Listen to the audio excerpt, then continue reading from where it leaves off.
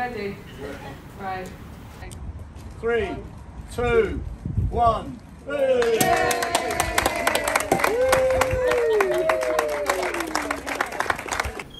We're here today to mark the opening of the first ever UK Character Development Centre run by the Warrior Academy. Our goal with all of our students is to develop their character, to give them a black belt character basically.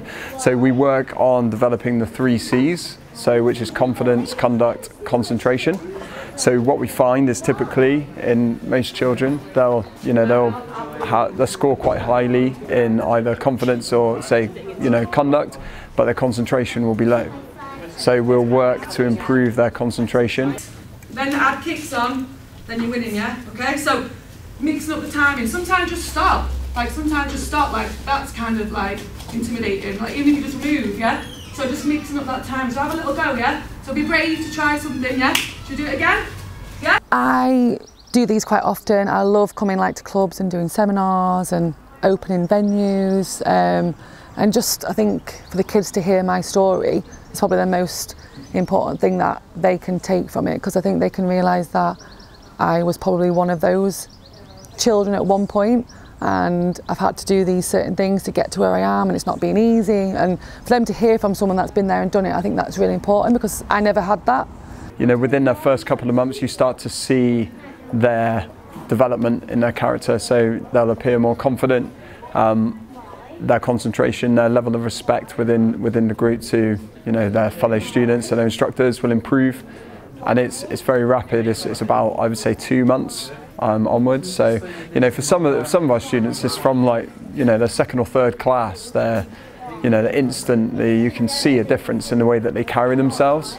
You'll have some students that will come in and they'll be on their first session, they won't want to come in, they won't want to participate, they might be in tears, they'll be really struggling to get into the class, and then by their second and third session, they're standing up and they're teaching everyone a basic drill during a leadership test. So our youngest started when he was 5, so he's been doing it for 5 years now, and the growth that has happened in those 5 years is huge. His concentration, he struggles quite a lot at school, so his concentration has definitely improved. The fact he can sit down and do a self-control test and focus is huge from when he started. What we've achieved today, and the whole purpose of today, ran across 3 things. Firstly, it was to mark the opening of a brand new sports centre, but it wasn't like any normal sports centre. It's a character development centre where the Warrior Academy martial arts is taught.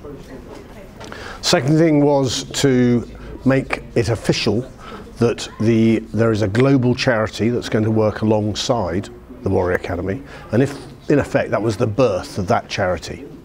And the final thing was the signing and re-signing of the Armed Forces Covenant, to show that both the Warrior Academy and the Global Youth Development Scholarship Programme are aligned with and support the Armed Forces.